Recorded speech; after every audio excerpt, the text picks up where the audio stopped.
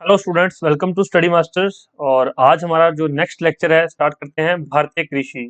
इससे पहले एक डाउट था स्टूडेंट्स का कि सर क्वेश्चन बैंक की कितनी जरूरत है, सर क्वेश्चन प्रैक्टिस की कितनी जरूरत है। तो भाई क्वेश्चन प्रैक्टिस की अगर आप लोग किसी एग्जाम में जो कि मल्टीपल चॉइस क्वेश्चन ऐसा कोई एग्जाम में अगर बैठने के लिए जा रहे हैं, एमसीक्यूज वाला एग्जाम है आपका, तो आपको उतनी जरूरत है जैसे आप दिन में खाना खाते हैं ना, जितनी आपको खाने की जरूरत है उतनी ही जरूरत आपको प्रैक्टिस की है। भाई प्रैक्टिस जरूर किया करो, कहीं से भी करो। और अगर आपको जो है प्रैक्टिस बिल्कुल सही से करो, जो आपका एग्जाम है उसके पैटर्न के अकॉर्डिंग प्रैक्टिस करो। ऐसा नहीं है कि एग्जाम आप लोग जो है सिविल सर्विसेज का देने के लिए जा रहे हैं, क्वेश्चन प्रैक्टिस कर रहे हैं एसएससी के, तो फिर कोई फायदा नहीं है। जिस लेवल का एग्जाम है आपका उस लेवल के आप लोग प्रैक्टिस करके जाएं। हम आपको जो है क्वेश्चन बैंक प्रोवाइड करवा रहे हैं, ये प्रैक्टिस के लिए बाइलिंगुअल रहता है, तो ये आप हमसे ले सकते हैं। व्हाट्सएप पे कांटेक्ट करके जो है सारी डिटेल आप लोग पता कर सकते हैं, फिर भी कोई डाउट हो पूछ सकते हैं। और नोट्स के बारे में, शॉर्ट नोट्स, क्विक रिवीजन और टेस्ट सीरीज के बारे में आप लोग ज्यादा जानकारी के लिए व्हाट्सएप कर सकते हैं। आज का जो हमारा टॉपिक है वो है भारतीय कृषि। कोशिश करेंगे कि आज ये एक लेक्चर में खत्म हो जाए पूरा, क्योंकि इससे संबंधित स्कीम्स हम लोग पहले ही कर चुके हैं। आई होप आपने वो सारी स्कीम्स याद कर ली होंगी। आपको पता है कि भारत जो है कृषि प्रधान देश है, और काफी जो है यहाँ पर हमारे भारत की जनसंख्या जो कृषि के कामों में लगी हुई है या फिर कृषि से संबंधित कामों के अंदर लगी हुई है। और हमारी जीडीपी के अंदर कृषि का इतना जो योगदान नहीं है, सिर्फ 18 से 20% ही है हमारी जो कृषि का योगदान। लेकिन फिर भी जो है, देख लीजिए यहाँ पर क्या लिखा हुआ है। भारत एक कृषि प्रधान देश है जिसकी लगभग 55% जनसंख्या कृषि एवं संबंध गतिविधियों में संलग्न है, लगी हुई है। तो मतलब 55% जनसंख्या पॉपुलेशन तो कृषि से संबंधित कार्य या फिर कृषि के कार्य ही करती है। और इसका योगदान 18 से 20% है हमारी जीडीपी में। मतलब आप देख सकते हो कि कितनी जनसंख्या, कितने लोग यहाँ पर कृषि के अंदर कार्य करते हैं, जो कि अगर वो ना भी करें तो भी काम चल सकता है। मतलब उनकी जरूरत नहीं है। डिस्गास्ड एम्प्लॉयमेंट बोलते हैं इसको, कि वहां पर जरूरत ना हो फिर भी काम कर रहे हैं लोग। डिस्गास्ड अनएम्प्लॉयमेंट, ठीक है। चलो वो तो हम बाद में देखते हैं, अभी देखते हैं कृषि के बारे में सारा कुछ, ठीक है। भारत में फसल प्रतिरूप, कि भारत में फसलों का किस तरह से प्रतिरूप है, किस किस तरह की फसलें भारत में पैदा की जाती हैं, उगाई जाती है। भारत में फसलों का वर्गीकरण फसलों के स्वरूप तथा ऋतुओं के आधार पर किया जाता है। भाई एक तो फसलों का स्वरूप और दूसरा ऋतु, कि गर्मी की फसलें हैं या गर्मी सर्दी की फसलें हैं। फसलों के स्वरूप के आधार पर फसलों को खाद्यान्न फसलें जो कि खाने लायक होती हैं, खाने योग्य है, गैर खाद्यान्न जो कि हम खाते नहीं है, फसलों में विभक्त किया जाता है। खाद्यान्न फसलों के अंतर्गत चावल, गेहूं, बाजरा, मक्का आदि यहाँ पर चीजें जो हम खाते हैं उसको बोलते हैं खाद्यान्न फसलें। और अनाज के अतिरिक्त दलहनी फसलें, ये भी खाद्यान्न फसलें जैसे कि उड़द, मूंग, चना आदि शामिल होती हैं। तो दाल हो गई या फिर अनाज हो गई, ये कौन सी फसलें, ये खाद्यान्न फसलें हैं। दूसरी कौन सी होती है, गैर खाद्यान्न फसलें जो कि हम खाते नहीं है, जैसे कि तिलहनी फसलें। तिलहनी फसलें कौन सी होती हैं, जिनसे तेल निकलता है, जैसे कि सरसों, मूंगफली, सूरजमुखी।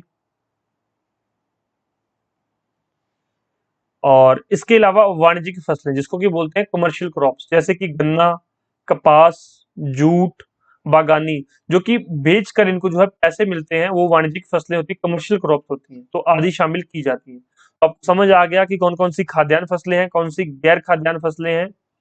और ऋतु के आधार पर फसलों को तीन भागों में बांटा जाता है। रबी की फसलें, खरीफ की फसल और जायद की फसल। तीन हो गई, रबी, खरीफ और जायद।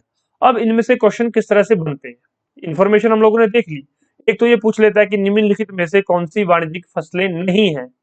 वहां पे आपको मूंग दे देगा, मूंगफली दे देगा, तो पूछ लेगा भी ये है या नहीं है। तो आपको पता होना चाहिए कि ये जो है, ये फसलें वाणिज्यिक फसलें हैं। मूंग, मूंगफली ये तिलहनी फसलें हैं, ये गैर खाद्यान्न फसलें हैं, या फिर ये मूंग है ये खाद्यान्न फसलें। तो आपको वर्गीकरण पता होना चाहिए फसलों का, कि फसलें किस किस तरह से जो है वर्गीकरण इनका किया गया है, इनको किस तरह से अलग किया गया है, किस तरह से इनको डिफरेंशिएट किया गया है। दूसरा देखिए, रबी की फसलें। रबी की फसलों की बुआई कब शुरू होती है, तो बुआई नवंबर दिसंबर में ये क्वेश्चन पूछा जाता है कि रबी की फसलों की बुआई कब होती है, और कटाई मार्च और अप्रैल में होती है। बुआई नवंबर दिसंबर और कटाई मार्च और अप्रैल में। इसके अंदर कौन कौन सी होती है, गेहूं, जौ, चना, मटर, सरसों और आदि। इसमें से ये पूछ सकता है कि रबी की फसलें कौन कौन सी होती हैं, और ये क्वेश्चन बनता ही बनता है। और क्या होता है कि 5 ऑप्शन दिए होते हैं अलग अलग, 1 2 3 4 5। एक आधी ऐसी फसल होती है जो हमें पता ही नहीं होता, तो वो क्वेश्चन पूरा गलत हो जाता है। इस वजह से सारी पढ़ के जाना, ये डिटेल जो मैं आपको करवा रहा हूँ ध्यान से देख लेना, क्वेश्चन इसी में से रहेगा और नाम भी इन्हीं फसलों में से रहेंगे, फिर भी कंफ्यूज हो जाओगे। रबी की फसलें कौन सी है? गेहूं, जौ, चना, मटर, सरसों और आलू, ये सारी कौन सी है? रबी की फसलें हैं। इनकी बुआई कब होती है? नवंबर और दिसंबर में, कटाई मार्च और अप्रैल के अंदर की जाती है। दूसरा है खरीफ की फसलें। खरीफ की फसलों की बुआई जून और जुलाई के अंदर होती है। अब देखिए यहाँ पर अप्रैल में कट गई, ये जून और जुलाई में, मतलब अप्रैल के बाद मई और जून 2 महीने यहाँ पर खाली रह जाती है फसल, जो खेत खाली रहते हैं। उन 2 महीनों में क्या उगाया जाता है? जायद की फसलें, वो भी आगे देखते हैं।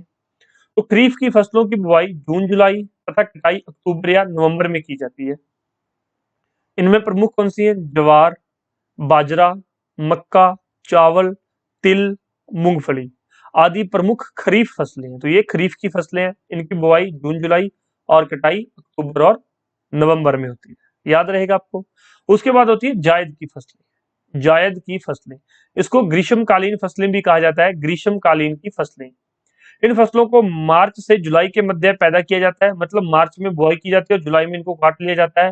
ये कम समय के लिए होती है, 2 महीनों में ये फसल इसकी तैयार हो जाती है, जैसे कि तरबूज, ककड़ी, खीरा, खरबूजा और कुछ मौसमी सब्जियां होती हैं या कुछ मौसमी फल होते हैं। तो यहाँ पर 2 महीने में जो तैयार हो जाते हैं, ऐसा नहीं है कि आप मैंगो लगा के बैठ जाओ, वो 2 महीने में तैयार नहीं होगा, जो 2 महीने में तैयार हो जाते हैं। ठीक है, तो इस तरह की फसलों को क्या बोलते हैं? ग्रीष्मकालीन फसलें और जायद की फसलें, याद रहेगा आपको। अब कृषि से संबंधित आपको पता है बहुत सारी प्रॉब्लम्स हैं कृषि में। भारत में कृषि करने के लिए पैसों की जरूरत भी पड़ती है, तो उसके लिए भारत में कृषि ऋण के स्रोत, आपने देखा होगा, न्यूज़पेपर में भी पढ़ते हो, न्यूज़ के अंदर भी रहता है कि किसान फांसी लग जाता है क्योंकि उसके पास कर्ज, उसके ऊपर कर्ज बहुत ज्यादा हो जाता है। मेंस पॉइंट ऑफ व्यू से बहुत इंपॉर्टेंट चीजें हैं ये, और मेंस के पर्सपेक्टिव से अच्छे से करेंगे हम लोग, लेकिन अभी के लिए आप लोग ये जो है कर लीजिए यहाँ पर प्रीलिम्स के अकॉर्डिंग। भारत में कृषि ऋण के स्रोत कौन-कौन से हैं? सिंपल सा क्वेश्चन बन जाता है यहाँ पर। तो भारत में कृषि ऋण के स्रोतों को 2 भागों में विभक्त किया गया है, 2 भागों में विभाजित किया गया है। पहले है संस्थागत स्रोत, संस्थागत, और दूसरे है गैर संस्थागत, इंस्टीट्यूशनल एंड नॉन इंस्टीट्यूशनल। संस्थागत स्रोत कौन से होते हैं? जिसमें सरकार, सहकारी समितियां, वाणिज्यिक बैंक जैसे कि कमर्शियल बैंक, क्षेत्रीय ग्रामीण बैंक आदि आते हैं। और गैर संस्थागत में कौन कौन से होते हैं? शाहूकार, व्यापारी, जमींदार और इनसे संबंधित लोग जिनके पास पैसा होता है, और वो क्या लोगों को ऋण देते हैं, वो किसानों को ऋण देते हैं, वो होते हैं गैर संस्थागत। और ये जो सरकार, सहकारी समितियां, वाणिज्यिक बैंक, क्षेत्रीय ग्रामीण बैंक, ये कौन होते हैं? ये यहाँ पर आपके संस्थागत स्रोत होते हैं। अलग अलग हो गया, याद रहेगा। एक वर्ड आता है, कई बार एग्जामिनर पूछ लेता है, तकाबी। तकाबी क्या है? अभी तकाबी एक तरह का ऋण होता है। कौन सा? तकाबी वह ऋण है जो सरकार द्वारा कृषकों को फसल बुआई के समय दिया जाता है। वहां पे ऑप्शन में आपको क्वेश्चन देखने को मिल जाएगा, कभी ना कभी जरूर मिलेगा ये क्वेश्चन कि तकाबी क्या है। स्टूडेंट्स तो पता नहीं क्या लगा के आ जाते हैं। तकाबी वह ऋण है जो सरकार द्वारा कृषकों को फसल बुआई के समय दिया जाता है तथा फसल कटाई के समय वापस ले लिया जाता है। तो तकाबी आपको याद रहेगा, तकाबी ऋण कृषि से संबंधित है। सरकार कृषकों को, किसानों को बुआई के समय लोन देती है, ऋण देती है, और जब फसल कट जाती है तो वो ऋण वापस ले लेती है। उसको क्या बोलते हैं? तकाबी। नेक्स्ट देखो, भारत में सहकारी समितियों का विस्तार भारतीय सहकारी साख समिति अधिनियम 1904 के अस्तित्व में आने के बाद हुआ। तो भारत के अंदर सहकारी समितियां हैं, इनका विस्तार कैसे हुआ? भारतीय सहकारी साख समिति अधिनियम 1904 के तहत ये अस्तित्व में आई और इनका विस्तार हुआ। ठीक है, ये आजादी से पहले की बात है। भारत में सहकारी साख समितियों की स्थापना का प्रमुख उद्देश्य किसानों की वित्तीय आवश्यकताओं का पोषण तथा उनका साहूकारों के ऋण जाल से संरक्षण रहा है। मतलब आजादी से पहले आपको पता है अंग्रेज आए थे, लेकिन उन्होंने भी थोड़े से यहाँ पर सुधार किए।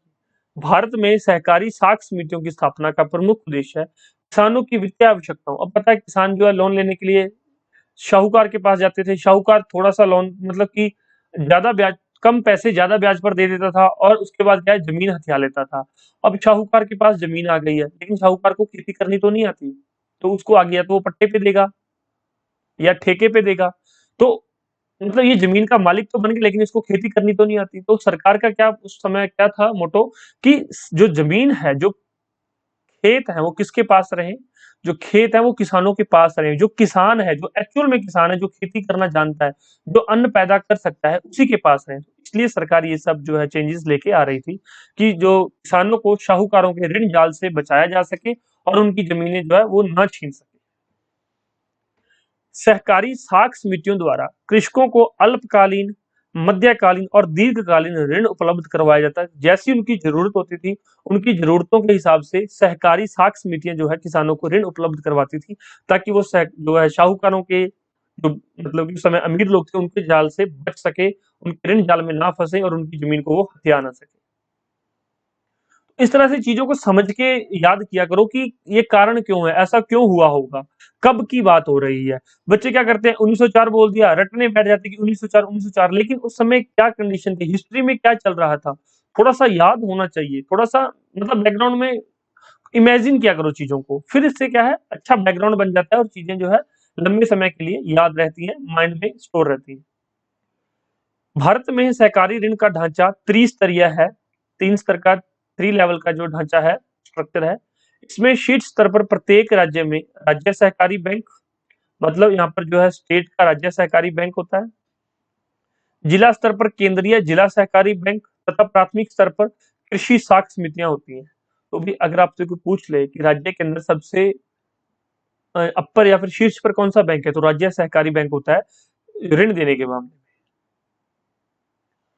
प्राथमिक कृषि साख समितियों के गठन का मुख्य उद्देश्य है सदस्यों को ऋण प्रदान करने के लिए निधि एकत्रित करना था। जो प्राथमिक कृषि साख समितियां थी, इनके गठन का उद्देश्य क्या था कि जो सदस्य हैं उनको पैसा प्रोवाइड किया जाए और सदस्यों में स्वावलंबन तथा मितव्ययता की भावना जागृत करना, मतलब सेल्फ डिपेंडेंट हो जाए कि लोग एक दूसरे को मिलके जो है पैसा दे दें, जिसको जरूरत है उसको पैसा दे दिया जाए, उसको प्रोवाइड करवा दिया जाए और फिर पैसा वापस ले लिया जाए धीरे धीरे किस्तों में, और फिर जिस दूसरे को जरूरत है उनको दे दिया जाए। और इससे क्या है वो सेल्फ डिपेंडेंट हो जाए और वो डिपेंड ज्यादा दूसरों पर ना रहे, शाहूकारों पर डिपेंड ना रहे। इससे क्या है किसानों की स्थिति में सुधार होगा।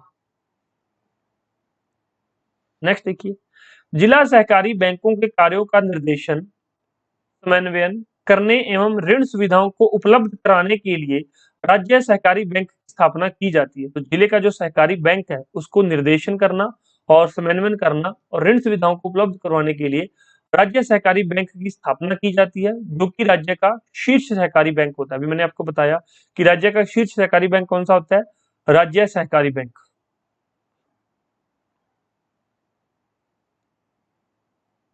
इनके सदस्य केवल केंद्रीय सहकारी बैंक होते हैं। तो जो ये राज्य सहकारी बैंक है, इसके सदस्य कौन होते हैं, केंद्रीय सहकारी बैंक। यह आम लोगों को ऋण नहीं देते, तो ये आम जनता को ऋण नहीं मिलता। इससे क्या है इन जो दूसरे छोटे बैंक्स को जो है कोऑपरेटिव्स को लोन मिल जाता है और ये फिर आगे आम जनता को डील करते हैं। मतलब यहाँ पर देख लीजिए एक बड़ा बैंक जैसे कि आरबीआई से कोई आम लोग जो है लोन नहीं ले सकते। आम लोग कहाँ से, कमर्शियल बैंक से लोन लेते हैं। अगर आम आदमी को, आम इंसान को लोन लेना हो तो क्या वो कमर्शियल बैंक से ही लेगा, आरबीआई से तो लोन नहीं लेगा डायरेक्ट जाके। इसी तरह से जो कृषि से संबंधित है वो राज्य सहकारी बैंक टॉप पर रहता है और ये आम लोगों को ऋण नहीं देता है। तो याद रहेंगी ये सारी चीजें, आपको समझ आ गया होगा एग्जाम्पल भी। आगे आता है भूमि विकास बैंक, लैंड डेवलपमेंट बैंक। तो भूमि विकास बैंक द्वारा कृषकों को दीर्घ अवधि के लिए ऋण प्रदान किया जाता है और ये अलग अलग स्टेट के अंदर अलग अलग बैंक है, ये सेंटर का नहीं है, हर एक स्टेट का अपना एक जो है भूमि विकास बैंक है।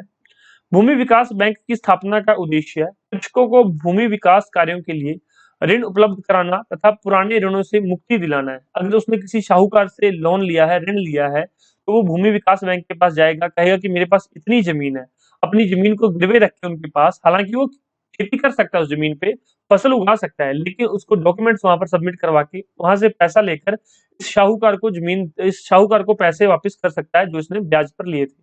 शाहूकार का क्या मकसद रहता है, जमीन को हथियाना, लेकिन बैंक का मकसद ऐसा नहीं होता। बैंक का मकसद होता है आप जो है किसानों की मदद करना, उनको सेल्फ डिपेंडेंट करना। भूमि विकास बैंक भूमि को बंधक रखकर, तो मोर्टगेज के रूप में भूमि को रखते हैं, ये रखकर ऋण उपलब्ध करवाता है, ये याद रहेगा आपको। नेक्स्ट है किसान क्रेडिट कार्ड योजना। अब भाई किसान क्रेडिट कार्ड योजना क्या? अब क्रेडिट कार्ड क्या होता है? भाई क्रेडिट कार्ड क्या होता है? अगर एक अकाउंट पर क्रेडिट कार्ड जारी कर दिया जाए, अगर किसी के पास क्रेडिट कार्ड है, तो वो क्या करता है, उस अकाउंट से पैसे जीरो बैलेंस है, फिर भी कुछ पैसे, कुछ मनी वो है विथड्रॉ कर सकता है और उस अगर 2 महीने के अंदर-अंदर या जो भी उसकी टाइम लिमिट है 3 महीने के अंदर-अंदर वो मनी वापस सबमिट नहीं करवाई तो उसको क्या देना पड़ेगा? उसके ऊपर इंटरेस्ट क्या देना पड़ेगा? ब्याज देना पड़ेगा। बस वही है किसान क्रेडिट कार्ड योजना। ये सरकार की योजना है। वर्ष 1998 के अंदर 1998 में केंद्र सरकार द्वारा किसानों की कृषि साख संबंधी समस्याओं के समाधान के लिए किसान क्रेडिट कार्ड योजना शुरू की गई थी। शुरुआत कब हुई थी? 1998 में। और किसानों के जो है ऋण से संबंधित या किसानों के पास पैसा नहीं था, उसके लिए किसान क्रेडिट कार्ड योजना शुरू की गई थी। इसके अंदर क्या है देख लीजिए यहाँ पर। योजना के अंतर्गत किसानों की वर्ष भर की कृषि वित्त आवश्यकताओं के अनुरूप एक साख सीमा का निर्धारण कर दिया जाता था। जब किसी किसान को क्रेडिट कार्ड दिया जाता था तो उससे पूरी डिटेल ली जाती थी कि भाई आपके पास जमीन कितनी है, उस जमीन की कीमत कितनी है, कौन कौन सी फसलें आप लोग उगाते हो, तो उस सारी चीजें पूछ ली जाती थी। आपकी जमीन अपनी है या फिर आप किसी की जमीन ठेके पर लेकर काम करते हो, तो वो सारी चीजें पूछी जाती थी और उन आवश्यकताओं के अनुरूप एक साख सीमा निर्धारित कर दी जाती थी, एक क्रेडिट कार्ड की लिमिट तय कर दी जाती थी। किसान उस साख सीमा के भीतर, जो साख सीमा यहाँ पर बनाई जाती थी, एक लिमिट होती थी, उसके अंदर वर्ष भर में जितनी बार चाहे उतनी बार धन निकाल सकता है। जैसे कि एक किसान के पास 10 एकड़ जमीन है, 10 एकड़ भूमि है किसी एक किसान के पास। सरकार ने क्या कहा, एक एग्जांपल दे रहा हूं। सरकार ने कहा कि 1 एकड़ के ऊपर आपको 10,000 रुपए मिलेंगे, तो 10 एकड़ के उन पे 1 लाख रुपए का उसको क्रेडिट मिलेगा कि वो 1 लाख रुपए जब चाहे निकलवा सकता है। चाहे तो वो 1 लाख रुपए एक साथ निकलवा सकता है, चाहे वो 10-10 हजार करके 10 बार निकलवा सकता है, चाहे वो 50-50 हजार करके किसान 2 बार निकलवा सकता है। वो अपनी मर्जी के हिसाब से जो है पैसा निकलवा सकता है, उसको कहीं भी जाने की जरूरत नहीं है। क्रेडिट कार्ड दिखाओ और बैंक से पैसे ले सकते हैं आप लोग, जिस बैंक से वो क्रेडिट कार्ड इशू किया गया है।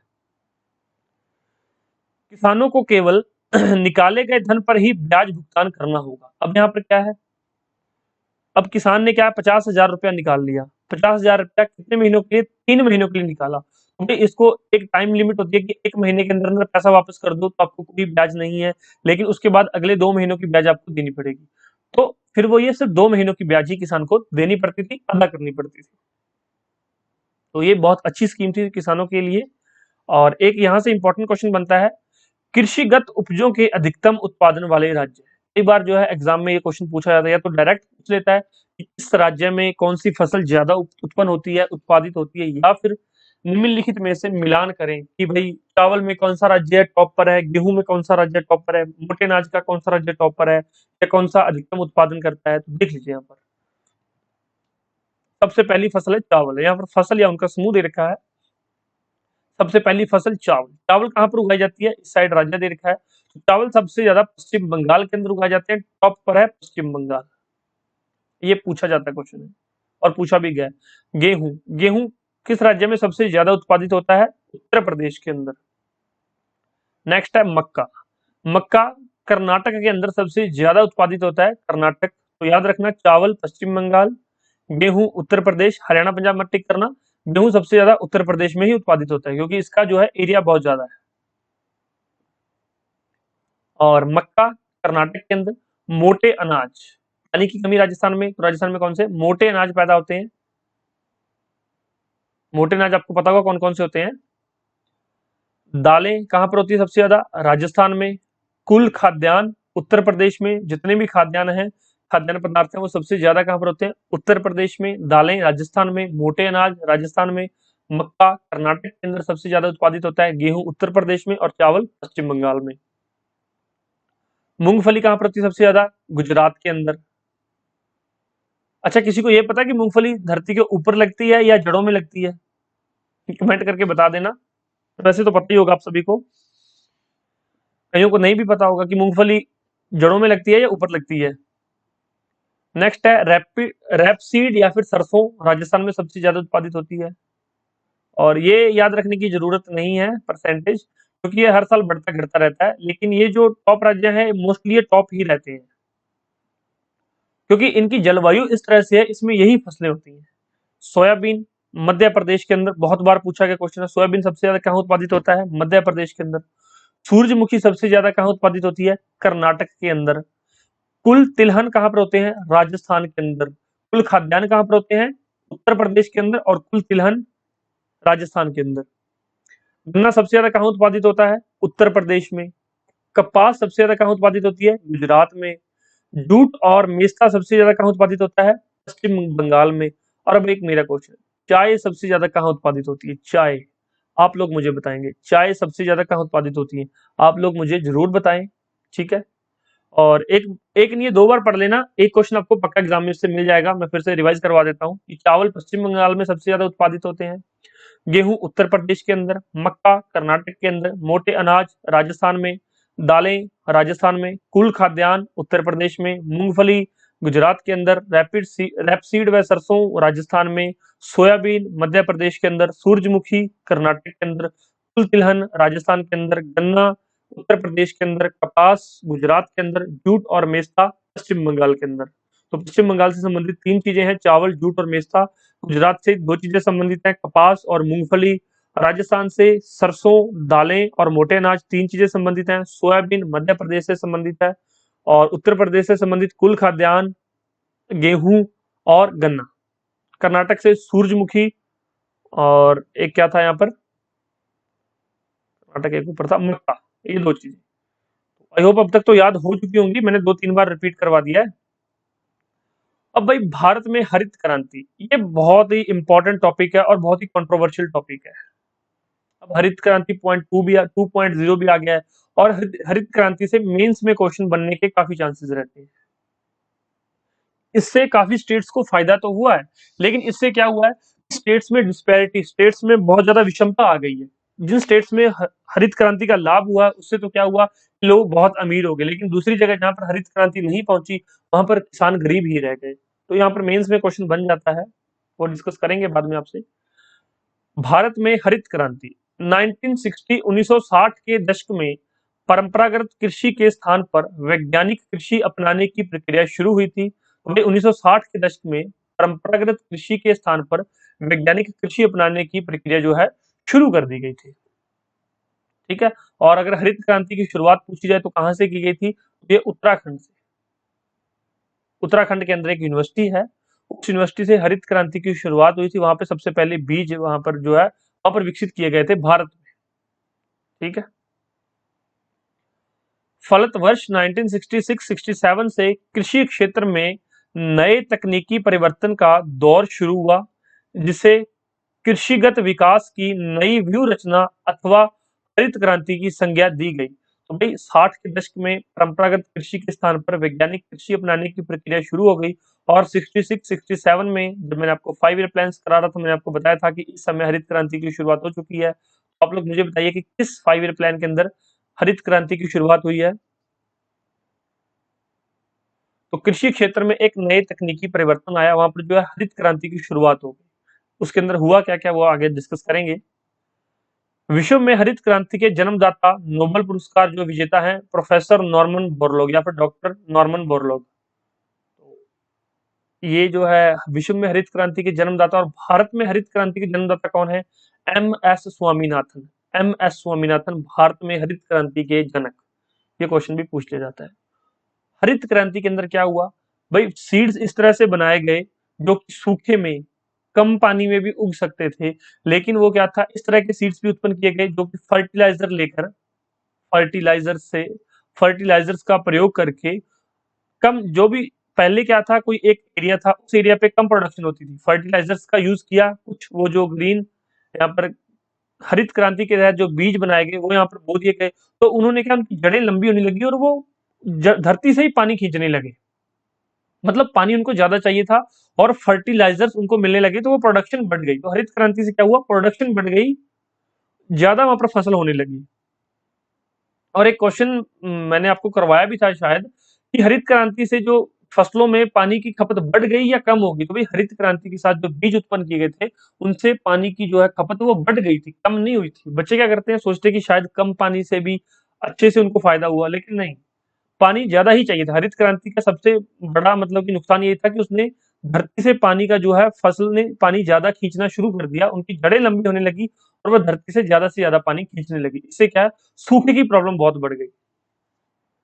हरित क्रांति का सबसे जो सर्वाधिक लाभ पंजाब, हरियाणा तथा पश्चिम उत्तर प्रदेश के कृषकों को हुआ। अब यहाँ पर देखिए एक और क्वेश्चन आता है कि हरित क्रांति का सबसे पहले लाभ किस राज्य को हुआ, तो पंजाब को हुआ।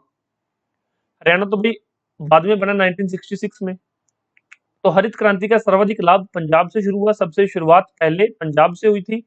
और हरित क्रांति की जो है बीज की शुरुआत कहाँ से हुई थी, उत्तराखंड के अंदर।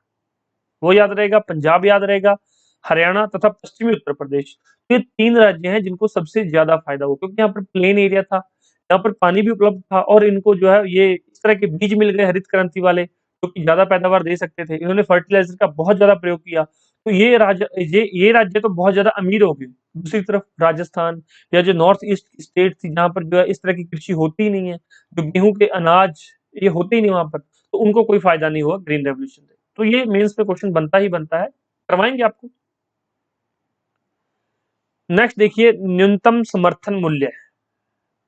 ये करंट अफेयर में भी बहुत ज्यादा चर्चा में रहता है, करंट अफेयर में भी कवर करेंगे, यहाँ पर एक बार पढ़ लीजिए। और बाकी सारी चीजें जो इसके साथ मैं करंट अफेयर के अंदर करवा दूंगा आपको अच्छे से। भारत में 23 फसलों के लिए न्यूनतम समर्थन मूल्य की अनुशंसा कृषि लागत एवं मूल्य आयोग द्वारा की जाती है। तो 23 फसलें हैं, आगे देखिए।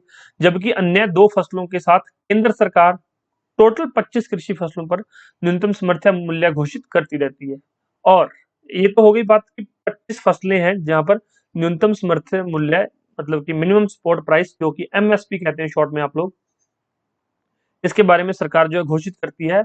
और एमएसपी जो है केंद्र सरकार द्वारा वर्ष में 2 बार रबी और खरीफ की फसलों हेतु घोषित किया जाता है। तो भी वर्ष में 2 बार घोषित किया जाता है, और ये फसलों का जो नंबर है बढ़ता भी रहता है, घटता भी रहता है। तो ये करंट अफेयर के अंदर हम लोग कवर अच्छे से कर लेंगे, ये कोई ज्यादा टेंशन लेने की बात आपको नहीं है, ठीक है।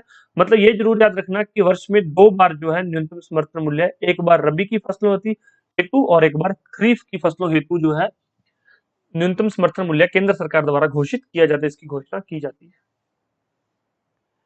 फिर है कृषि लागत एवं मूल्य आयोग। अब MSP minimum support price define करना है, तो भी पहले लागत का पता होना चाहिए कि क्या लागत है, तभी हम उसका एमएसपी दे पाएंगे ना। तो कृषि लागत एवं मूल्य आयोग वर्ष 1965 में केंद्र सरकार ने कृषि उत्पादों की न्यूनतम कीमत निर्धारण के संदर्भ में, मिनिमम सपोर्ट प्राइस डिसाइड करने के संदर्भ में सुझाव देने के लिए कृषि कीमत आयोग का गठन किया था। भाई 1965 में तो कृषि कीमत आयोग का गठन हुआ था, और ये कृषि लागत, और इसका जो नाम बाद में 1985 में इसका नाम बदलकर कृषि लागत एवं मूल्य आयोग कर दिया गया। तो बाद में इसका नाम क्या रखा गया, कृषि लागत एवं मूल्य आयोग। तो इससे क्या होता है, ये बताता है कि कितनी लागत आ रही है, और इसकी अनुशंसा पर, इसकी जो है, जो ये बताता है, रिकमेंडेशन करता है, उसके ऊपर MSP minimum support price decide किया जाता है, और सरकार उसको क्या करती है, अनाउंस करती है। एक इंपॉर्टेंट चीज है, राष्ट्रीय कृषि सहकारी विपणन संघ। राष्ट्रीय कृषि सहकारी विपणन संघ, national agriculture cooperative marketing federation. भाई ये तो सेंट्रल लेवल पे होगा। इसके बाद अलग अलग राज्यों के अपने अपने एग्रीकल्चर कोऑपरेटिव मार्केटिंग फेडरेशन है। ये तो राष्ट्रीय कृषि सहकारी विपणन संघ हो गया, सरकार का हो गया, सेंटर सरकार का हो गया, केंद्र सरकार का। इसके अलावा अलग अलग राज्यों के भी हैं। ये काम क्या करता है देख लीजिए यहाँ पर।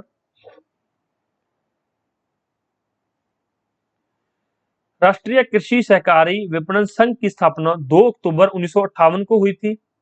इसका मुख्यालय दिल्ली में है, और सभी राज्यों में इसके कार्यालय भी हैं। और राज्यों के किसी किसी राज्य में, जैसे कि राजस्थान, राजफेड, राजस्थान का अपना फेडरेशन है। ये क्या करता है, ये अपनी मार्केटिंग, यहाँ पर देख लीजिए नाम से ही पता चल रहा है कि इसका काम क्या होगा, एग्रीकल्चर कोऑपरेटिव मार्केटिंग फेडरेशन। तो जो एग्रीकल्चर होता है, उसका प्रोडक्ट होता है, उसकी मार्केटिंग करना इसका काम होता है, ठीक। तो इसकी स्थापना कब हुई वो मैंने आपको बता दी, इसका काम बता दिया है। और अलग अलग राज्यों के बारे में थोड़ा सा हम विस्तार में चर्चा कर लेंगे बाद में।